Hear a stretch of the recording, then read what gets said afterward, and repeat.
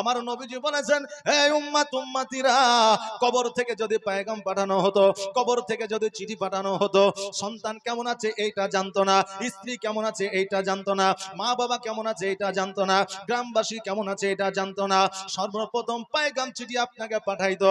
এ বান্দারে, জগতের মধ্যে ভালো কাজ আমি করে আসতে পারি না, আজকে তোমরা যেহেতু জগতের মধ্যে জীবিত আছো, সেহেতু তোমরা একটু ভালো কাজ করে কবরের মধ্যে আসো। কারণ কবর এমন একটা ভয়াবহ জায়গা, যেই কবরে তুমি তিনটা প্রশ্নের উত্তর যদি দিতে না পারো, ডান দিকের মাটি বাম দিকের মাটি তোমাকে চাপ দেবে, চাপ দেওয়ার পরে তোমার হাড় হাড্ডি গুলা আটার মতো পিসাই করে দিবে, মস্ত বড় সাপ এসে তোমাকে দংশন করবে। কপালে দংশন করলে তোমার শরীরটা, পুরো শরীরটা জ্বলে পুড়ে যাবে। শুধু এটাই নয়, এমন বিচ্ছু কবরের মধ্যে আসবে যার বিষ তুমি সহ্য করতে পারবে না। আজকে ওই কবরকে ভয় করলে আল্লাহ তাবারাক তাআলা রাসূল সাল্লাল্লাহু তাআলা আলাইহি ওয়াসাল্লাম বলেছেন, কাল কিয়ামতের দিনে তাকে শহীদের দরওয়াজা দান করা হবে। জোরে বলেন সুবহানাল্লাহ। মওতকে স্মরণ করলে, কবরকে স্মরণ করলে আপনার দ্বারা সাগিরা কাবিরা গুনাহ হবে না। তবে বাবাজি ভাইরা, জগতের মধ্যে অতি সহজে নেকি কামানোর জায়গা হলো মায়ের পায়ের তল। জোরে বলেন সুবহানাল্লাহ। যেই মা জগৎ থেকে বিদায় নিয়ে চলে গেলে ওই মায়ের গুরুত্বটা বোঝা যায়, যেই মা অন্ধকার কবরে চলে গেলে ওই মায়ের গুরুত্বটা বোঝা যায়। ওরে আমার বাবাজি ভাইরা, আজকে জগতের মধ্যে তোমার মা আছে, তোমার বাবা আছে, আজকে তোমার মাকে দেখো না, তোমার বাবাকে দেখো না। ওই মা ওই বাবা যদি তোমার প্রতি অসন্তুষ্ট হয়ে যায়, 4 লক্ষ টাকা খরচ করে হজ করে আসো না কেন, মসজিদে ইবাদত করে কপালে ঘটা লাগায় দাও না কেন, হজ একবার নয়, দুইবার নয়, 4 বার 5 বার হজ করো না কেন, কোটি কোটি টাকা খরচা করে তুমি কুরবানি দাও না কেন, কোটি কোটি টাকা খরচা করে তুমি মসজিদ বানায় দাও না কেন, তোমার মা যদি তোমার জন্য অসন্তুষ্ট হয়ে থাকে, তোমার সারা জীবনের ইবাদত আল্লাহর দরবারে কবুল হবে না। জোরে বলেন সুবহানাল্লাহ। সারা জীবনের ইবাদত আল্লাহর দরবারে কবুল হবে না। এখন নিউ জেনারেশনের কিছু ছেলে আছে, তারা আবার বলে, হুজুর আপনি যে মাকে নিয়ে ওয়াজ করছেন, তো এমন মা বাপ আছে আমাকে দেখতেই পারে না। বলে কি বলে না, আমাকে দেখতেই পারে না, জমি জায়গার ভাগও ঠিকঠাক ভাবে দেয়নি। কিছু মা বাপও আছে বাবা, 4টা ছেলে আছে, 4টা ছেলের মধ্যে যার একটু রোজগার উপার্জন বেশি, তার সন্তান আদিকে নিয়ে খুব চুমাকে করে নাকি, যার একটু রোজগার বেশি, আর যে বেটার রোজগার কম ওই বেটাকে অর্থাৎ তার পোতাকে একটা চকলেটও দেয় না। এরকম মানুষ জগতের মধ্যে আছে। তবে বাবাজি ভাইরা, আমি একটা কথা বলে যাই, কর্ণপাত করে শুনে না।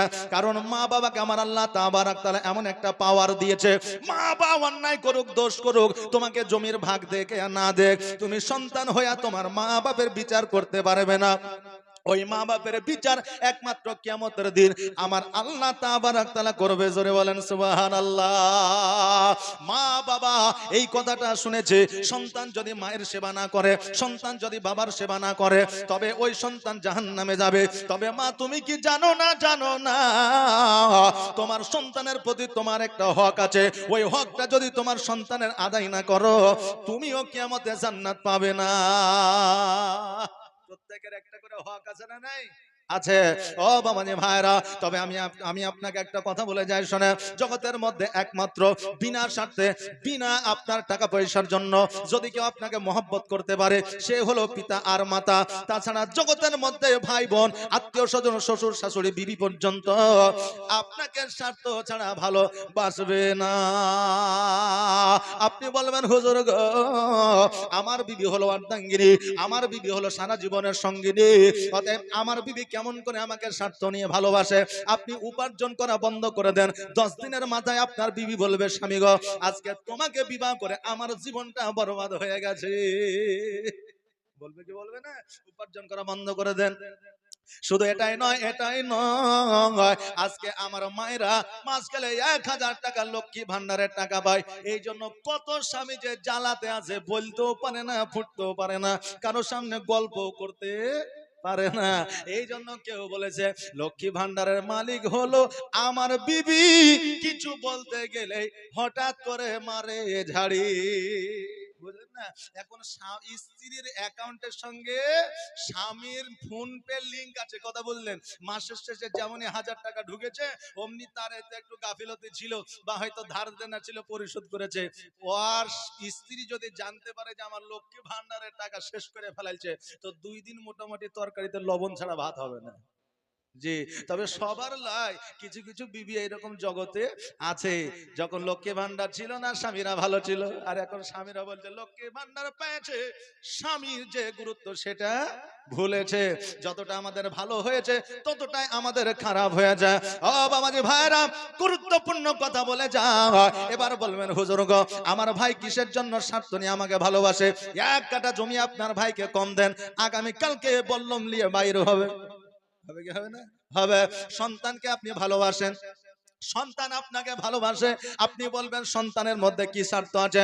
সন্তানের বিয়ে দিলেন, যুবক অবস্থায় ব্যবসা করার জন্য 4 লাখ টাকা দিলেন না। যখন ওই যুবক যখন দিনের পায়ে দাঁড়াবে, তখন আপনাকে বলবে বাপ গো, আমাকে শুধু জন্মই দিয়েছো, আমার জন্য কিছু করে যেতে পারোনি। বলবে কি বলবে না? বলবে। এই জন্য জগতের মধ্যে সবাই স্বার্থ নিয়ে ভালোবাসে, একমাত্র বিনা স্বার্থে যদি কেউ ভালোবাসে সেটা হলো পিতা আর মাতা। জোরে বলেন সুবহানাল্লাহ।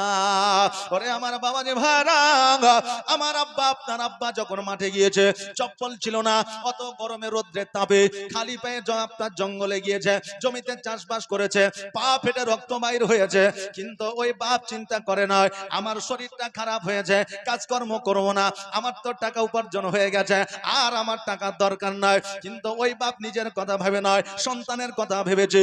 আমার যতই কষ্ট হোক না কেন, আমার সন্তান যদি ভালো থাকে আমাকে ভালো লাগবে। জোরে বলেন সুবহানাল্লাহ। ওই বাপ সারা জীবন কর্ম করতে করতে শেষ বয়সে ইন্তেকালের সময়ও মাঠের মধ্যে ছিল, স্টক করে সে ইন্তেকাল করেছে। কার জন্য সে স্টক করেছে? কার জন্য সে ভাবার চিন্তা করেছিল? নিজের সন্তানের জন্য। এই জন্য বাপ কোনোদিন সন্তানকে স্বার্থ নিয়ে ভালোবাসে না, বিনা স্বার্থে বাপ একমাত্র ভালোবাসে। মা যখন সন্তানকে ভালোবাসে, সন্তানের যদি আপনার জ্বর হয়ে যায়, মায়ের ঘুমটা হারাম হয়ে যায়। সন্তানের জ্বর হয়েছে, কান্না করছে, মা কি ঘুমাবে? ঘুমাবে না। মা সারা রাত জেগে থাকে, মায়ের ঘুমটা হারাম হয়ে যায়। মা নিজে না খাইয়া সন্তানকে আগে খাওয়ায়। ওই মা জননীকে ছাড়িয়া আমরা অনেকেই বাপের বাড়ি থেকে শ্বশুর বাড়িতে বসবাস করি। অনেক আছে যে বাপের বাড়ি ছাড়িয়া শ্বশুর বাড়িতে বসবাস করি। শ্বশুর বিয়ে দিল 22 বছর বয়সে, আর সেই দিন থেকে শ্বশুর 500 টাকা 5000 এক বিঘা জমি দিল। এই জন্য বলে যে শ্বশুর অনেক দিয়েছে, বাপ আমার কিছুই দেয়নি। আরে তোমাকে জমি দেখ, জায়গা দেখ, অট্টালিকা দেখ ইয়া না দেখ, তোমাকে জন্ম দিয়ে নিজের পছন্দের খাবারকে বিলীন করে দিয়ে নিজে না খেয়ে তোমাকে খাইয়েছে, এরই তো ঋণ তুমি কিয়ামত পর্যন্ত শোধ করতে পারবে না। যে এরই ঋণ তুমি কিয়ামত পর্যন্ত শোধ করতে পারবে না। অতএব শ্বশুর বাড়ি ছাড়িয়া বাপের বাড়ি যদি জীর্ণ কুটির হয়, তো বাপের বাড়িতে জীবন যাপন করো, কিয়ামতের দিন আল্লাহর দরবারে তুমি জবাব দিতে পারবে। জোরে বলেন সুবহানাল্লাহ। আব্দুল কুদ্দুস নামে একজন যুবক, যার বাপ ছিল না, মা একাই ছিল। বাপ যদি মাথার উপরে না থাকে, মা কত কষ্ট করে সন্তানকে লালন পালন করে, এটা একমাত্র মাই বলতে পারে, দ্বিতীয় কেউ বলতে পারবে না। কারণ মা পরের জমিতে মুনিশ খাটতে যেতে পারবে না, মা কলকাতায় কাজ করতে যেতে পারবে না, মা চেন্নাই রাজমিস্ত্রি খাটতে পারবে না।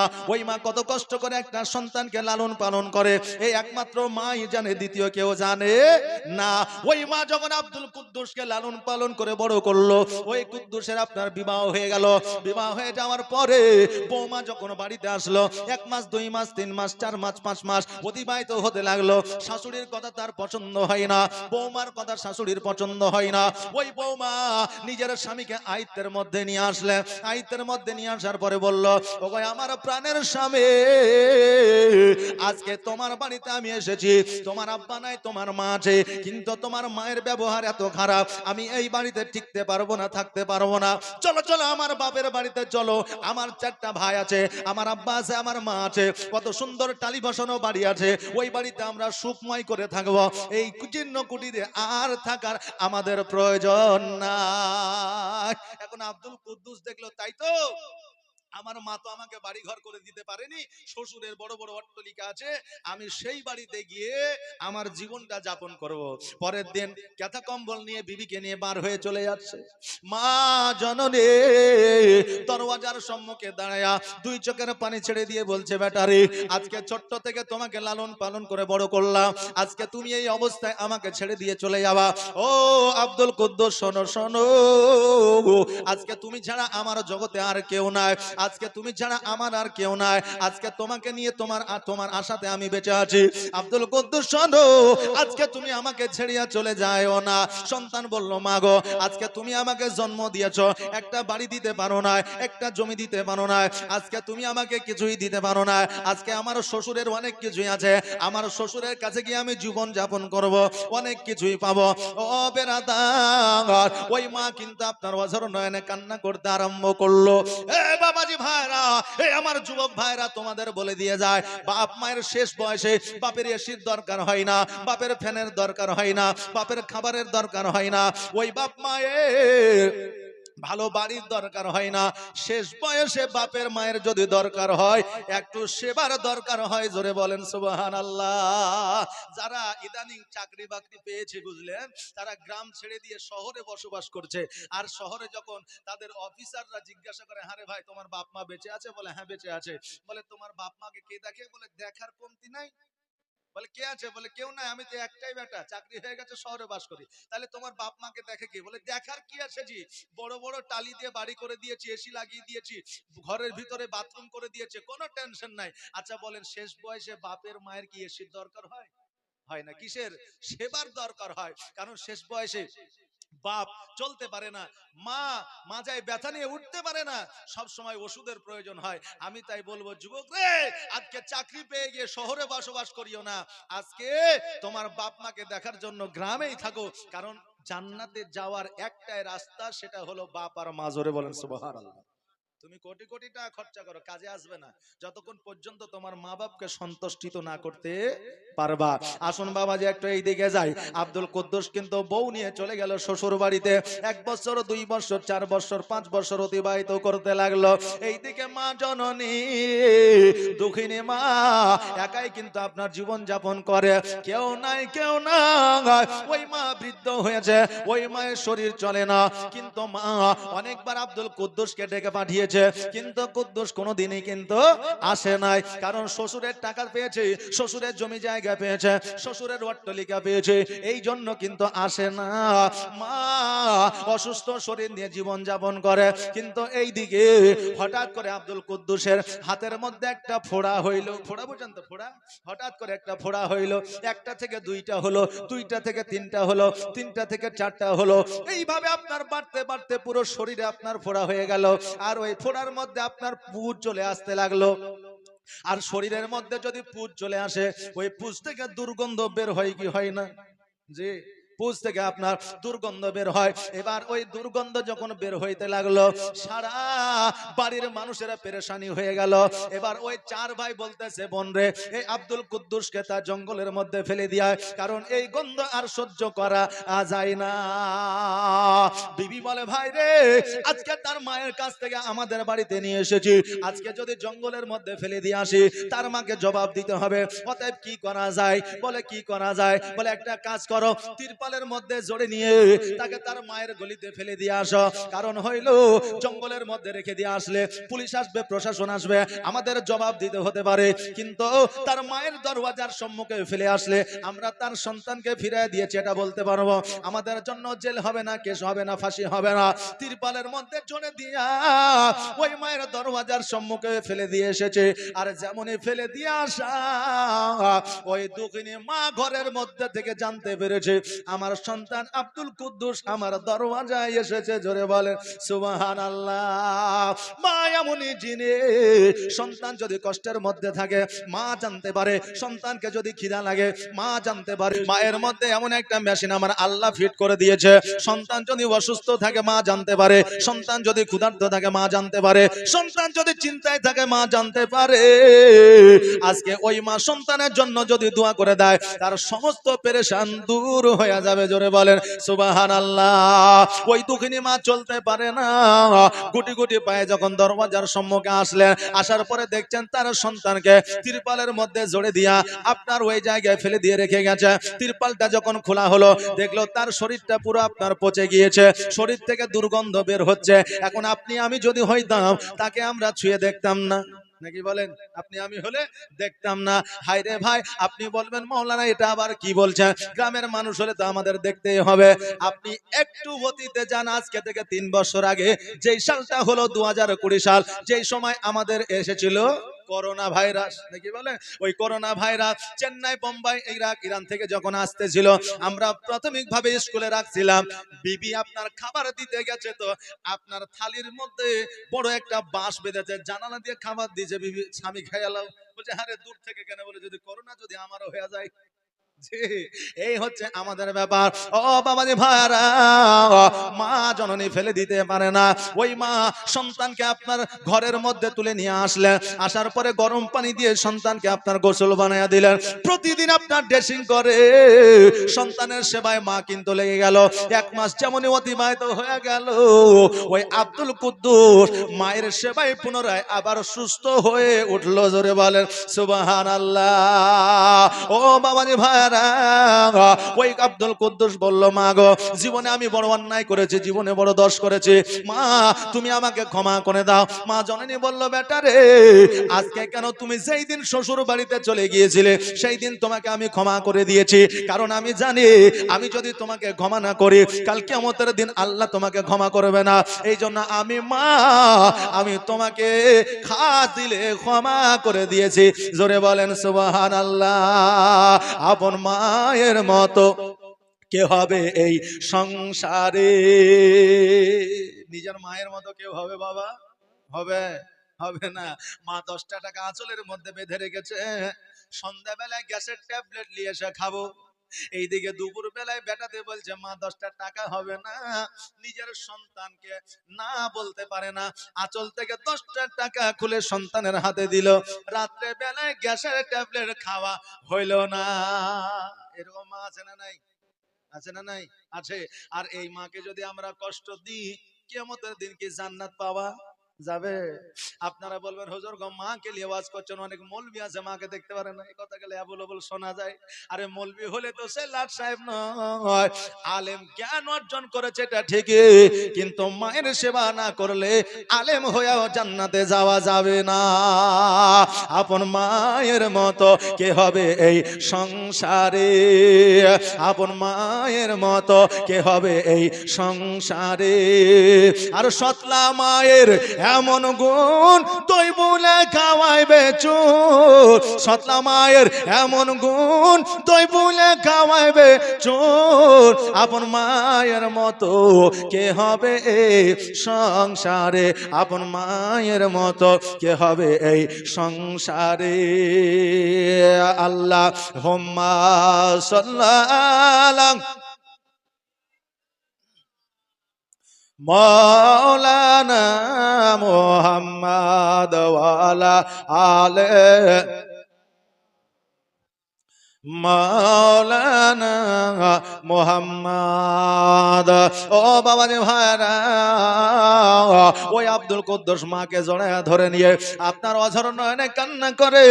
মা সন্তানকে ধরে নিয়ে অঝর নয়নে কান্না করে, কারণ সন্তান যদি মায়ের উপরে রাগ করে, মা যদি সন্তানের উপর রাগ করে, যদি আপনার দূরত্ব বজায় রাখে, পরবর্তীতে যখন মিলিত হয় তখন দেখবেন দুইজনের অন্তরে মহব্বত আছে। মাকে যতই না দেখুক, মায়ের প্রতি ওই সন্তানের মায়া আছে। কারণ হইল মানুষ জীবনে 3টা জিনিস ভুলতে পারে না। 1 নম্বর মওত, 2য় নম্বর হলো জন্মস্থান, 3য় নম্বর হলো মা এবং বাবা। জোরে বলেন সুবহানাল্লাহ। আমার দয়ার নবী, মায়ের নবী সাল্লাল্লাহু তাআলা আলাইহি ওয়াসাল্লাম বক্তব্য রাখতেছেন, তাকরীর করতেছেন। এমন অবস্থা আমার দয়ার নবী, মায়ের নবী সাল্লাল্লাহু তাআলা আলাইহি ওয়াসাল্লাম পাগড়ি মুবারকটা খুললেন। খোলার পরে আবু বকর সিদ্দিক রাদিয়াল্লাহু তাআলা আনহুর হাতে দিলেন। দেওয়ার পরে বললেন আবু বকর এই যে পাগড়ি মুবারকটা আমি তোমাকে দিলাম এই পাগড়ি মুবারকখানা নিয়া তুমি ওই মাহফিলের নিচের দিকে চলে যাও কারণ ওই দেখো দূর থেকে একটা মহিলাকে দেখা যায় ওই বৃদ্ধ মহিলা যখন আমার বক্তব্য শোনার জন্য আসবে সে যেন মাটিতে না বসে আমার পাগড়িখানা বিছায়া দিবা আমার পাগড়ির উপরে যেন ওই মহিলা বসে জোরে বলেন সুবহানাল্লাহ হযরত আবু বকর সিদ্দিক রাদিয়াল্লাহু তাআলা আনহু বলে হুজুর গো জগতের মধ্যে এমন ভাগ্যবতী মহিলা কে আছে যে আপনার পাগড়ি মুবারকের উপরে বসবে হুজুর গো আমার পাগড়ি মুবারকটা দিছি আমার পাগড়ি মুবারকের উপরে বসবে আমার নবীজি বললেন তোমার পাগড়ি দিয়ে কাজ হবে না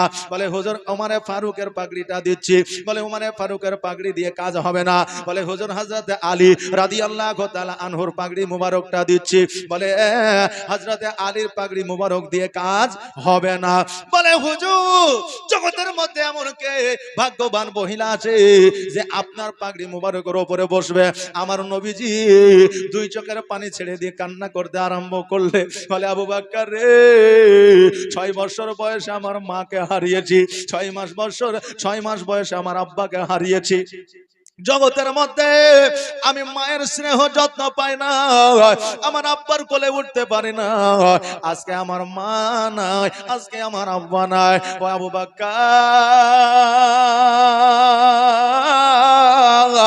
আজকে মা নাই আব্বা নাই বলে কতজন আমাকে পাথরের আঘাত করেছে আমার শরীরটা রক্তাক্ত করে দিয়েছে আবু বকর আজকে যদি আমার মা বেঁচে থাকতো আব্বা বেঁচে থাকতো আজকে যদি আমার দাদা বেঁচে থাকতো আজকে মক্কা নগরে কোনো মানুষ আমাকে পাথরের আঘাত করতে পারতো না আজকে মক্কা নগরের মানুষেরা আজকে আমাকে রক্তাক্ত করতে পারতো না আজকে উটের ভুঁড়ি আমার মাথায় চাপাইয়া দিতে পারতো না আবু বকর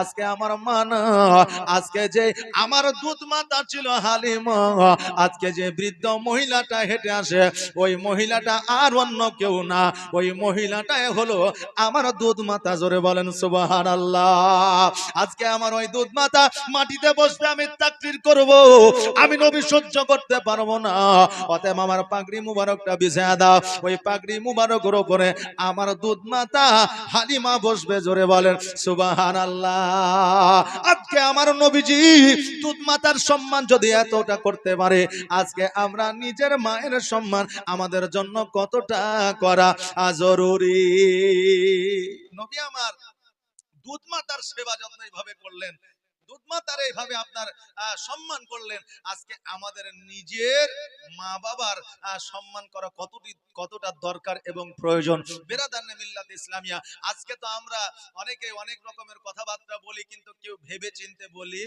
না কেউ কি ভেবে চিনতে বলি আমরা টেনশনে নিই না যা মুখে আসে বলে দিই এই বুঝলেন নানা এই নাতি আর নানি গেছে ডাক্তার দেখাতে নানির শরীর খারাপ তো নাতিকে বলছে যে ভাই চ ডাক্তার দেখিয়ে আসি বলে কোথায় বলে বহরমপুরে বলে চলো এবার টোটোতে করে গেছে ডাক্তার দেখাতে ডাক্তার দেখা হয়েছে এবার ডাক্তার দেখে টোটোর উপরে উঠেছে টোটোর উপরে উঠার পরে নানি বলছে ভাই আমার তো শরীরটা খারাপ করছে তো কি করব তো এখন নাতি বলছে এক কাজ কর নানি আমার ঘাড়ের উপরে মাথাটা দে দে একটু আরাম কর তৎক্ষণাৎ বাড়ি পৌঁছে যাব এবার নানি কিন্তু নাতির ঘাড়ির উপরে মাথা দিয়েছে আর বুঝলেন ওই টোটোর সামনে কিন্তু আর একটা প্যাসেঞ্জার উঠেছে ও আবার ফাটাম করে ফটোটা তুলে ফেসবুকে আপডেট করেছে যে ভালোবাসা বয়স মানে না যে আপডেট দিয়েছে যে ভালোবাসা বয়স মানে না আরে খ্যাপা আসলে ওইটা আর ভালোবাসা না আর নানি এটা খেয়াল কর মুখে যেটা আসবে সেটাই বলে দিলে হবে না আগে চিন্তা ভাবনা করতে হবে যে কথাটা আমি যেটা বলছি সেটা সঠিক না ভুল এখন বর্তমানে মা এবং মেয়ের যে বয়স চেনা খুব মুশকিল কি কথা ঠিক না ভুল বর্তমানে মা এবং মেয়ে মনে হবে না যে এটা আর মা আর এটা আর মেয়ে কারণ মানুষ এখন আপডেট কথা বুঝলেন না আর অল্প বয়সে বিয়ে হচ্ছে সন্তান বড় হয়ে যাচ্ছে এবার আমাকে আগে ভাবতে হবে যে এটা আসলে আর কে এখন যদি আমি চট করে বলি এটা আপনার বহিন নাকি আচ্ছা বলেন ওই মা লজ্জা পাবে না যে অনেকে জামাইকে আবার ভাই বলে মানে শ্বশুরেরও বয়স কম জামাইয়েরও বয়স বুঝলেন কম এবার শ্বশুর আর জামাই মোটরসাইকেলে যাইছে বলে এটা আপনার ছোট ভাই নাকি বলে আস্তাগফিরুল্লাহ যেটা কথা বলবেন একটু ভাইবে চিন্তা বলবেন চট করে মুখে আসলে বলে দেওয়া যাবে না কি বলছেন আমার নবী পাক সাল্লাল্লাহু তাআলা আলাইহি ওয়াসাল্লাম বললেন হে আমার উম্মতিরা আজকে 4 লক্ষ টাকা খরচ করে তুমি সোনার মদিনায় যাবে বাড়িতে তোমার মা খেতে পাবে না, বাড়িতে তোমার মা দুঃখিনী মা ক্ষুধার জ্বালায় থাকবে, ওই হজ তোমার দ্বারা কবুল, তোমার কবুল হবে না।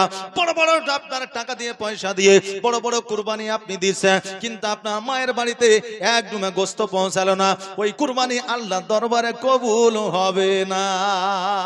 অনেক পরিবার আছে দেখবেন যে কুরবানির সময় কুরবানি দিল, ভাইয়ের সঙ্গে মিল নাই, বাপের সঙ্গে মিল নাই, মায়ের সঙ্গে মিল নাই, এই জন্য 3 ভাগ করার পরে বাকি যে 2 ভাগ আছে ওই 2 ভাগ ফকির মিসকিন সবাইকে দিল, কিন্তু মায়ের কাছে বাপের কাছে পৌঁছালো না, ভাইয়ের কাছে বোনের কাছে পৌঁছালো না, ওই কুরবানি আল্লাহর দরবারে গ্রহণযোগ্য হবে না। কারণ হইল যে আগে আপনার আত্মীয় স্বজনকে দেখতে বলা হয়েছে, পরে পাড়া প্রতিবেশীকে দেখতে বলা হয়েছে, তারপরে আপনার আদার্স অন্য কাউকে দেখতে বলা হয়েছে। এখন আপনার বাড়ির পাশে যদি খেতে না পায়, আপনি যদি 10 কিলোমিটার দূরে যাইয়া যদি কাউকে খাবার দিয়ে আসেন, তো আল্লাহ তাবারাক তাআলা আপনার ওই খাবার গ্রহণযোগ্য হবে না, কারণ আপনার বাড়ির পাশের মানুষকে আগে খাবার দিতে বলা হয়েছে। কথা কি আমার বুঝতে পারলেন? বাপজি ভাইরা, আমার মায়েরা, আমার দয়ার নবী মায়ের নবী সাল্লাল্লাহু তাআলা আলাইহি ওয়াসাল্লাম বেশি মালুম আসতেন আপনার ওয়াইস কর্ণীর ঘটনা আমার আগে একজন বক্তা বলতেছিলেন। ওই ওয়াইস কর্ণীকে আমার আর দয়ার নবী মায়ের নবী সাল্লাল্লাহু তাআলা আলাইহি ওয়াসাল্লাম একটা জুব্বা উপহার দিয়েছিল। এটা জানা আছে তো, জুব্বা উপহার দিয়েছিল।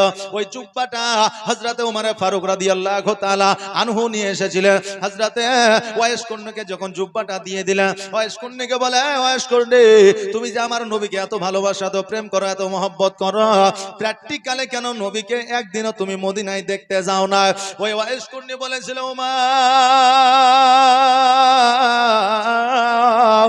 আমার বাড়িতে বৃদ্ধ মা আছে, যেই মা চলতে পারে না, যেই মা রান্না করতে পারে না, যেই মা বাথরুমে যেতে পারে না, যেই মা চলাফেরা করতে পারে না, ওই মাকে ছাড়িয়া সোনার মদিনায় যাই না। কারণ মাকে ছাড়িয়া সোনার মদিনায় গেলে আমার মা অসন্তুষ্টিত হইতো। আমার মা যদি অসন্তুষ্টিত হয়ে যায়, আমার দয়ার নবী অসন্তুষ্টিত হইতো। আমার দয়ার নবী অসন্তুষ্টিত হইলে আমার আল্লাহ অসন্তুষ্টিত হইতো। আর মায়ের মনে ব্যথা দিয়া মদিনা যাওয়াও যা, না যাওয়াও তা। জোরে বলেন সুবহানাল্লাহ। ও মা, আজকে আমার মাকে ছাড়িয়া সোনার মদিনায় যাই না, তাই বলে আমার নবীকে দেখি নাই এটা নয়। আমার নবীকে প্রতিদিন রাত্রি বেলায় না দেখলে আমি ওয়াইস কর্ণী নিদ্রায় যাই না। জোরে বলেন সুবহানাল্লাহ। আমার সোনার মদিনা, আমার প্রাণের মদিনা, আমার দয়ার মদিনা, আমার কলিজার মদিনা, যেই মদিনায় শুয়ে আছেন হাবিবে রব্বানা, আমার জানের মদিনা, আমার প্রাণের মদিনা, আমার দয়ার মদিনা, আমার সোনার মদিনা। কত হাজি হজ করিতে গেল গো মদিনাতে, কত হাজি হজ করিতে গেল গো মদিনাতে, তবু মদিনা দেখে, তবু মদিনা দেখে হাজিদের জান ভরে না। আমার সোনার মদিনা, আমার প্রাণের মদিনা, আমার দয়ার মদিনা, আমার কলিজার মদিনা, যেই মদিনায় শুয়ে আছে হাবিবে রব্বানা, আমার জানের মদিনা, আমার প্রাণের মদিনা, আমার দয়ার মদিনা, আমার সোনার মদিনা। আল্লাহুম্মা সাল্লি আলা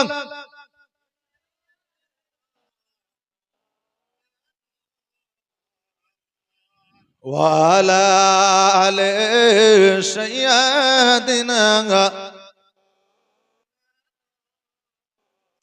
সাল্লাল্লাহু আলা মুহাম্মাদিন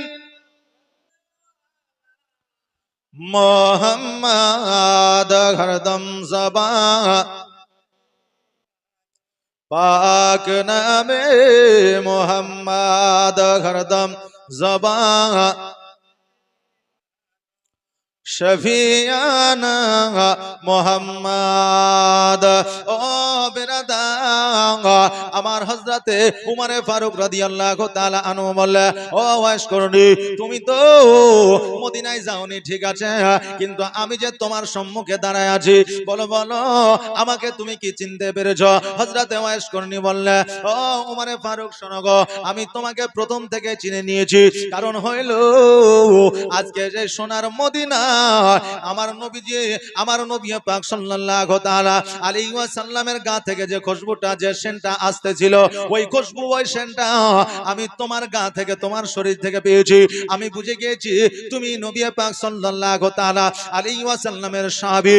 আর আমি বুঝে গিয়েছি এই সময় খলিফায়ে রাশিদিন একজনই আছে, যার নাম হলো হযরত উমর ফারুক রাদিয়াল্লাহু তাআলা আনহু।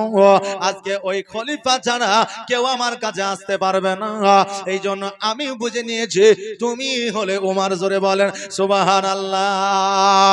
আজকে একজন নবীর প্রেমিক, নবীর গোলাম, যার নাম হলো ওয়াইস করুনি, এ যদি গায়েবের খবর দিতে পারে, আমার নবী কি গায়েবের খবর দিতে পারে না? একজন নবীর গোলাম ওয়াইস করুনি গায়েবের খবর দিতে পারে, তা আমার নবী কি গায়েবের খবর দিতে পারে না?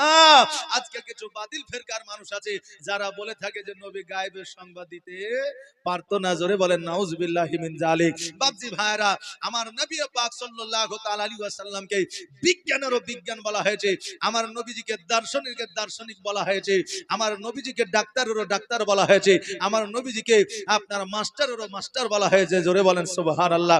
আমার নবীর মতো এখনো পর্যন্ত কেউ আসেনি, কিয়ামত পর্যন্ত আসবে না। জোরে বলেন সুবহানাল্লাহ। কারণ যেমন ফুল হবে তেমন খুশবু হবে। কই বলছে যে ফুল যোগ যুগান্তরে খুশবু ছড়ায়। জোরে বলেন সুবহানাল্লাহ। একটা আওয়াজ দিয়ে বলেন না সুবহানাল্লাহ। যে ফুল যোগ যুগান্তরে খুশবু ছড়ায়, এঁকেছি সে ফুল মোরা, এঁকেছি সে ফুল মোরা মনেরই কাবায়। যে ফুল যোগ যুগান্তরে খুশবু ছড়ায়, হাবিবে খোদা তিনি নবী কামলে ওয়ালা, তার ওই ছোঁয়াতে আজ দুনিয়া উজালা। তারে বিরহে দু চোখ, তারে বিরহে দু চোখ অশ্রু ঝরায়। যে ফুল যোগ যুগান্তরে খুশবু ছড়ায়, যার নাত পেশ করে খোদ খোদা তাআলা, কবি আর কবি গাথে শত সুরের মালা। যার নাত পেশ করে খোদ খোদা তাআলা, কবি আর কবি গাথে শত সুরের মালা। তার প্রেমে পাগল আহমে, তার প্রেমে পাগল আহমে কেঁদে যে বেড়ায়। যে ফুল যোগ যুগান্তরে খুশবু ছড়ায়, এঁকেছি সে ফুল মোরা, এঁকেছি সে ফুল মোরা মনেরই কাবায়। যে ফুল যোগ যুগান্তরে খুশবু ছড়ায়। বাবাজি ভাইরা, আমার নবী পাক সাল্লাল্লাহু তাআলা আলাইহি ওয়াসাল্লামের যে সাহাবী আপনার খলিফায়ে রাশিদিন চারজন ছিল, ইনাদের বিচার ব্যবস্থা এমন ছিল, ইনাদের চলাফেরা এমনই ছিল, আজও পর্যন্ত কেউ ইতিহাসে প্রমাণ করে দিতে পারবে না যে কোন রকমের বিচার গালাত করেছে। জোরে বলেন সুবহানাল্লাহ। বিচার আচার ভুল করেছে এরকম ইতিহাসে কেউ দেখাতে পারবে না। আর বর্তমানে আমাদের এমন বিচারক আছে বুঝলেন যে একটা বিড়িতেও বিক্রি হয়ে যায়। যে ভাই ভাই ঝামেলা করেছে, এখন দেখছে বিচার তো আমার উপরে হয়ে যাবে, তখন যে দেশের নেতা মোড়ল তার কাছে গিয়ে বলে ভাই একটা সিগারেট খান, বলে না না আরে খান সিগারেট। এখন একটা সিগারেট দিয়েছে তো বলছে ভাই আমার ভাই খুব জ্বালাচ্ছে, প্রতিদিন হাইসা বললাম লেবার হয়েছে, বিচারটা করে দিতে হবে। এখন এই দেখছে একটা সিগারেট খাইছে, মানে ইয়ার পক্ষ দিয়ে বিচারটা করতে হবে। কথা বুঝলেন না? সুবহানাল্লাহ মাশাআল্লাহ। তো এখন বিড়ি সিগারেটও মোড়ল কেনা যায়, কিন্তু বাপজি ভাইরা আমার মায়েরা, আমার খলিফায়ে রাশিদিন আমার নবীজি যিনারা ছিলেন, ইতিহাসের পাতা লক্ষ্য করে দেখেন যে ইনাদের বিচার ব্যবস্থা এমন ছিল যে চাহে তার সন্তান হোক, চাহে তার স্ত্রী হোক, চাহে তার বাপ হোক, চাহে তার বংশ হোক, কোন রকমের ছাড় ছিল না। একজন যুবক হঠাৎ করে একটা পাথরের আঘাত দিয়ে একজন বৃদ্ধ মানুষকে আপনার হত্যা করে দিয়েছে, কতল করে দিয়েছে। ওই বৃদ্ধের দুই সন্তান ওই যুবককে ধরে নিয়ে চলে আসে। ধরে নিয়ে আসার পরে আপনার হযরত ওমর ফারুক রাদিয়াল্লাহু তাআলা আনুর কাছে আপনার জমা দিয়েছে।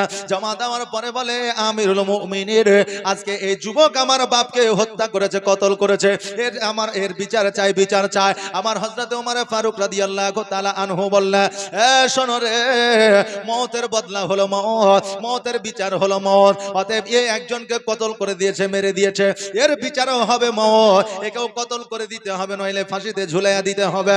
অতএব এর বিচার আর অন্য কোনো কিছু বিচার হবে না। ওই যুবক বলল, হুজুর গো, আমাকে ফাঁসি দিয়ে দেন, কতল করে দেন, তাতে আমার কোনো আপত্তি নাই। কারণ হইল আজকে আমি ওই বৃদ্ধকে মেরে দিয়েছি, যেহেতু আমার পাথরের আঘাতে সে ইন্তেকাল করেছে। বলে যুবক রে, আজকে এই যুবককে তুমি কেন পাথরের আঘাত করেছ? বললে হুজুর গো, আজকে আমার একটা উটের বাচ্চা ছিল, ওই উটের বাচ্চাটা খেজুর গাছে গিয়েছিল বলে ওই বৃদ্ধ ওই উটের বাচ্চার আপনার কানটাকে ছিঁড়ে নিয়েছিল, যার জন্য আমি পাথরে আঘাত করতে চেয়েছিলাম, কিন্তু মারতে চাই নয়, কিন্তু পাথরের আঘাতে বৃদ্ধ মারা গিয়েছে। হুজুর গো, আমার মারার কোনো উদ্দেশ্য ছিল না। উমর ফারুক রাদিয়াল্লাহু তাআলা আনহু বললে, আমি তো বুঝলাম ঠিক আছে, কিন্তু যেহেতু তোমার পাথরের আঘাতে মারা গিয়েছে, সেহেতু তোমাকে ফাঁসির মঞ্চে উঠতে হবে, সেহেতু তোমাকে মৃত্যুদণ্ড দেওয়া হবে। ওই যুবক বলল, হুজুর আমাকে মৃত্যুদণ্ড দেন, অসুবিধা না, কিন্তু আমাকে 2 দিনের জন্য আমাকে একটু বাড়িতে যাইতে দে। উমর ফারুক বলল, শোনো, এই রকম বিচার ব্যবস্থা নাই, তবে তোমার জন্য আমি তোমাকে বাড়ি যেতে দিতে পারি, কিন্তু শোনো গো, তোমার পরিবর্তে কাউকে একজন রেখে যেতে হবে। তোমার পরিবর্তে কাউকে একজনকে রেখে যেতে হবে। তুমি যদি না আসো তাহলে ফাঁসিটা কিন্তু তার হবে যে তোমার পরিবর্তে থাকবে। বলল, হুজুর গো, এই জায়গায় আমার ভাই নাই, আমার ব্রাদার নাই, এই জায়গায় আমার চাচা নাই, বংশ নাই, এই জায়গায় আমার আত্মীয় নাই, কেউ নাই থাকার মতো, আমি কাকে রেখে যাব? তবে হুজুর আমাকে যেতে দিতেই হবে, যেমন করে হোক আমাকে একটু যাওয়ার ব্যবস্থা করে দেন। বলে, তুমি বাড়ি কেন যাবা, কিসের উদ্দেশ্যে যাবা?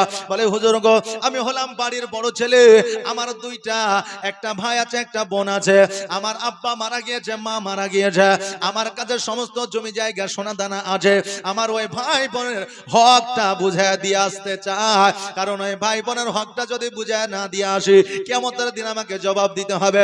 স্বর্ণ টাকা পয়সা মাটির মধ্যে পুঁতায় আছে, ওইগুলো নষ্ট হয়ে যাবে, ভাইরা অভাবে থাকবে, আমার ভাইরা ক্ষুধার্ত জীবন যাপন করবে।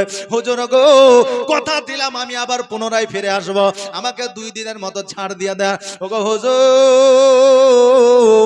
আজকে আমার ভাইয়ের হকটা আমি বুঝায় দিয়ে আসতে চাই। উমর ফারুক বলল, আমি তো বুঝলাম, কিন্তু তোমার পরিবর্তে কাউকে না রাখলে আমি তোমাকে ছুটি দিতে পারবো না, ছাড় দিতে পারবো না।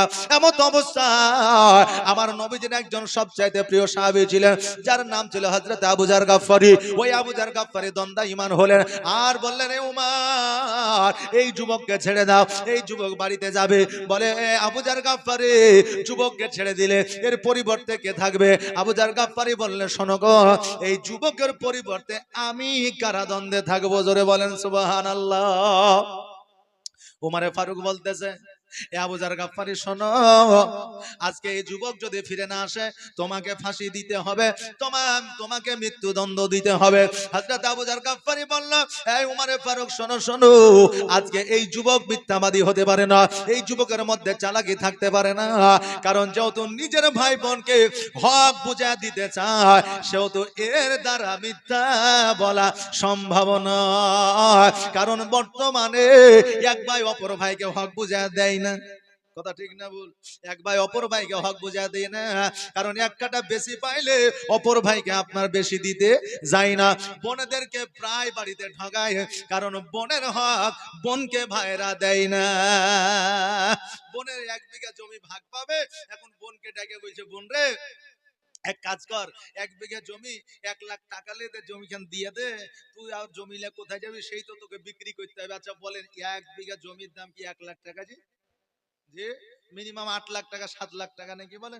এখন বোন বলছে ভাই এত কম কেন, একটু বাড়িয়ে দাও। বলে দেখ গরিব মানুষ বাড়িয়া চাড়িয়া লিস না, ওইটাই লে, নিতে হয় লে, না নিতে হয় না লে। এখন বোন দেখছে তাই তো মা নাই বাপ নাই, যদি কোনো অসুবিধা হয় তাহলে ভাইয়ের কাছে আসতে হবে, ভাইয়ের সাথে সম্পর্কটা রাখতে হবে। তো ঠিক আছে যেটা দিবে দিও। বোন কিন্তু মন থেকে মানে লিলে না, কিন্তু বোনকে মানিয়ে নিতে বাধ্য করা হলো। আচ্ছা ওই জবাব কিয়ামতের দিন দিতে